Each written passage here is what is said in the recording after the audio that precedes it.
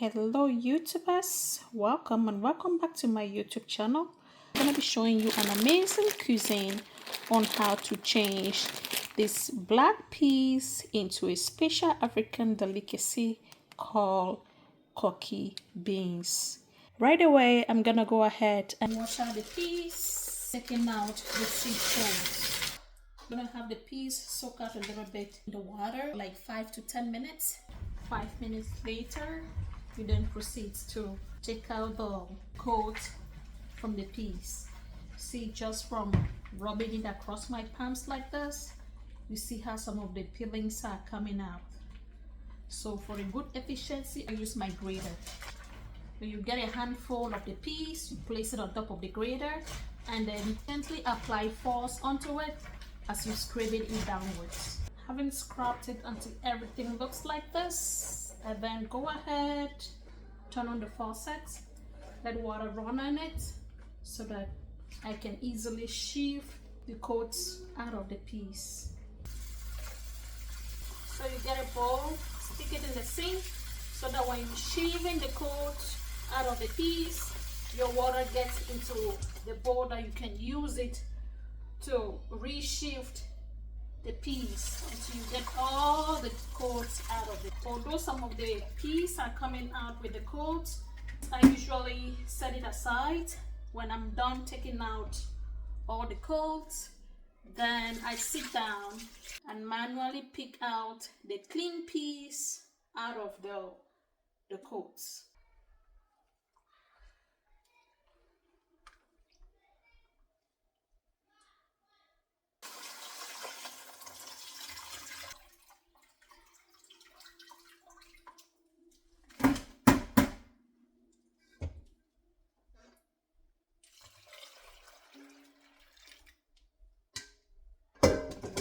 Continue to sheave as I'm doing until all the coats are out from the clean peas. With most of the coats out of the peas, I then go ahead and hand pick the remaining coats left in the peas. So I manually hand pick out a little quantity at a time, then transfer it into a separate clean bowl until I separate all the coats from the peas. Guys, this is how clean peas should look like as opposed to this. So I'm going to repeat the process until I get everything sorted out.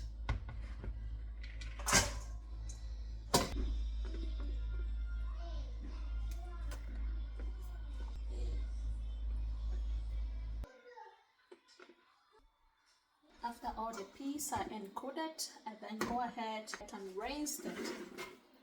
These are the coat, it goes directly into the trash. You see how the gas is already coming up, but when I soak it overnight, more of the gas is going to come out of the peas, leaving it absolutely clean. My pea beans looks absolutely clean, so I'm going to go ahead, top it up with water, then set it aside for 8 to 12 hours so that the gas out of the peas can actually come out before I process it to that special African delicacy called Koki beans. Peas, left it in water overnight for it to ferment. I'm gonna go ahead, wash out the beans, drain this water out and rinse it before blending.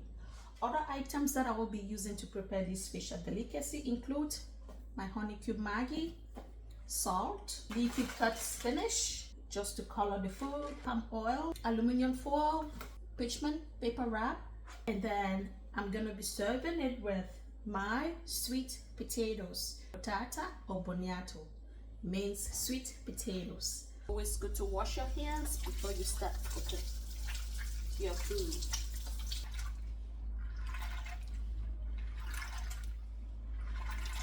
Guys, as you're washing these beans, you see how much of the gas is coming out and settling on top of the fermented water.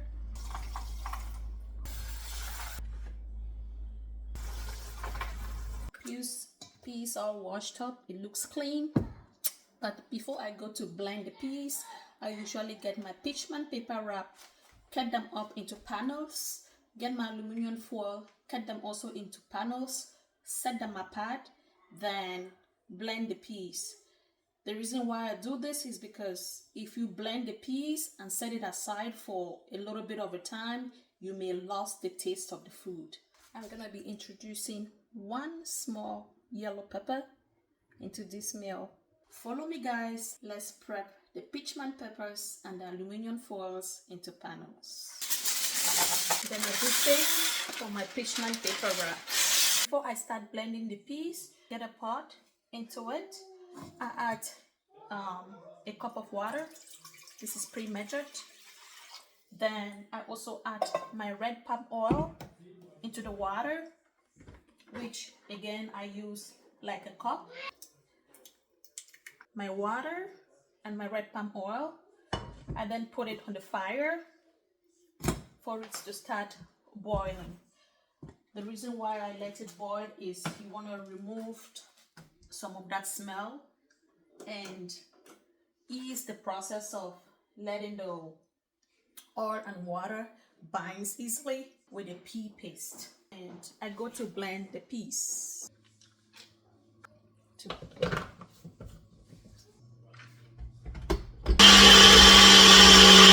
Then I transfer it into my mixing bowl. You repeat the process until you're done blending the peas. Once as you find your oil and water bubbling, you can then go ahead and take it off from the stove, set it aside for it to be cooling down.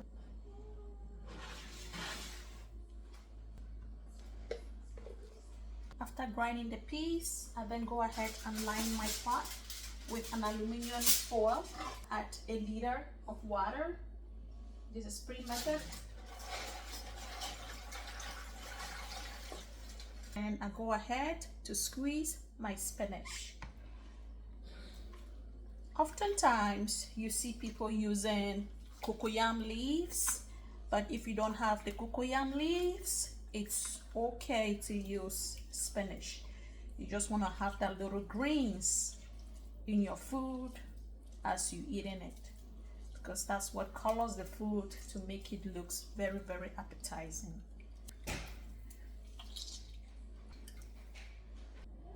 Add salt to taste together with your 1 Maggi.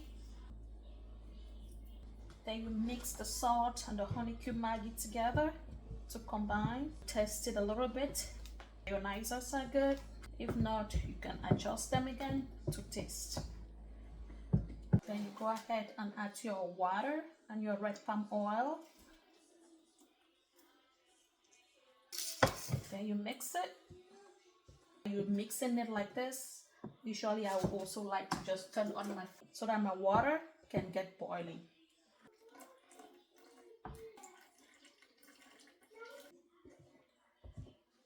You taste the salt and the Maggi.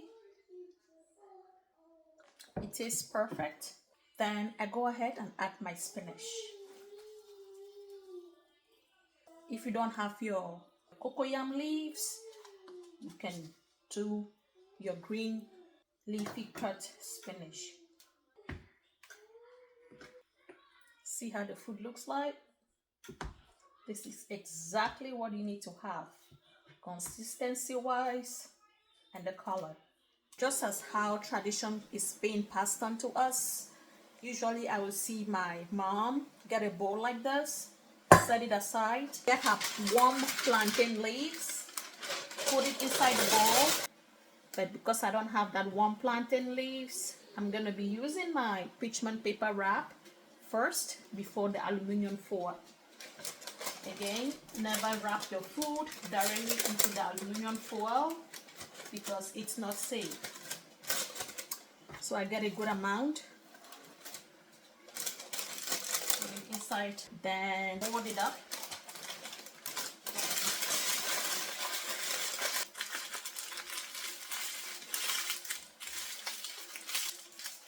And then you get your aluminum foil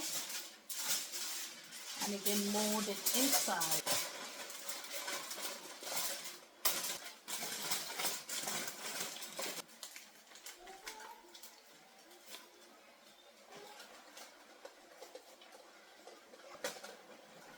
Then you repeat the same process until you're done molding your pea paste.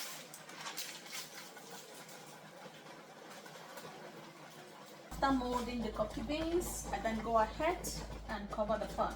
Let it cook for 45 minutes. As my coffee beans is still cooking, I go ahead, wash my sweet potatoes, and then clean it up.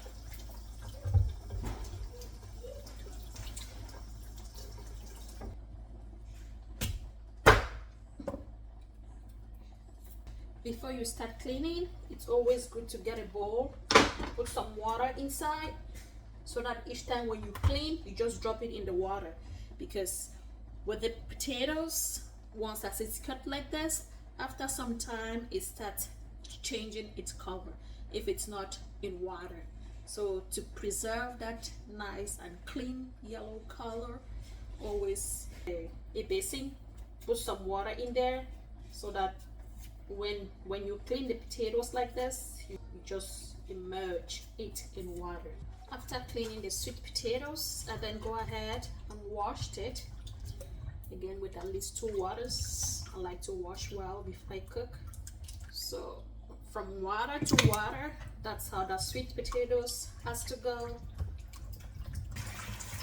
Then you go ahead and rinse it and then transfer it into your hot pot on the stove. Once as you have your water bubbling in the pot, you then go ahead and transfer your washed sweet potatoes into it.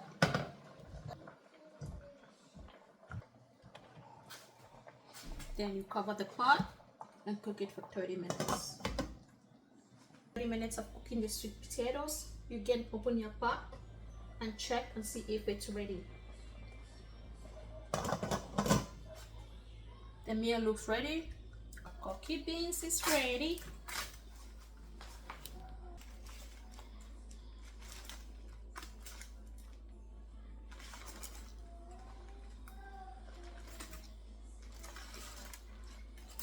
Meal looks perfect.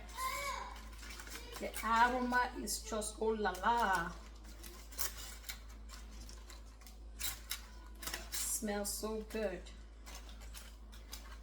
Guys, cross over, let's eat.